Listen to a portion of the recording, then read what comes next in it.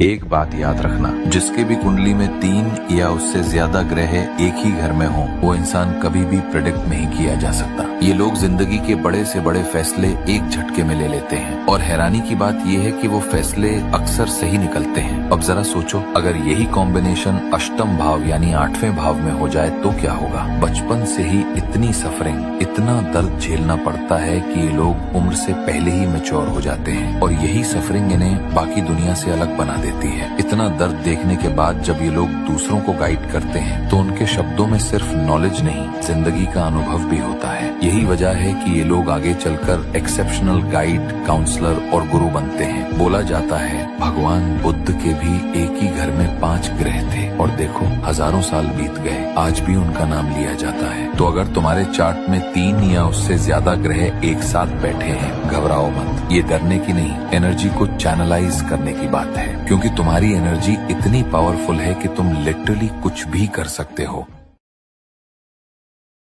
एक बात याद रखना, जिसके भी कुंडली में 3 या उससे ज्यादा ग्रह एक ही घर में हो, वो इंसान कभी भी प्रेडिक्ट नहीं किया जा सकता। ये लोग जिंदगी के बड़े से बड़े फैसले एक झटके में ले लेते हैं और हैरानी की बात यह है कि वो फैसले अक्सर सही निकलते हैं। अब जरा सोचो, अगर यही कॉम्बिनेशन अष्टम भाव यानी 8वें भाव में हो जाए तो क्या होगा। बचपन से ही इतनी सफरिंग, इतना दर्द झेलना पड़ता है कि ये लोग उम्र से पहले ही मैच्योर हो जाते हैं और यही सफरिंग इन्हें बाकी दुनिया से अलग बना देती है। इतना दर्द देखने के बाद जब ये लोग दूसरों को गाइड करते हैं तो उनके शब्दों में सिर्फ नॉलेज नहीं, जिंदगी का अनुभव भी होता है। यही वजह है कि ये लोग आगे चलकर एक्सेप्शनल गाइड, काउंसलर और गुरु बनते हैं। बोला जाता है भगवान बुद्ध के भी एक ही घर में 5 ग्रह थे और देखो हजारों साल बीत गए, आज भी उनका नाम लिया जाता है। तो अगर तुम्हारे चार्ट में 3 या उससे ज्यादा ग्रह एक साथ बैठे हैं, घबराओ मत। ये डरने की नहीं, एनर्जी को चैनलाइज करने की बात है, क्योंकि तुम्हारी एनर्जी इतनी पावरफुल है कि तुम लिटरली कुछ भी कर सकते हो।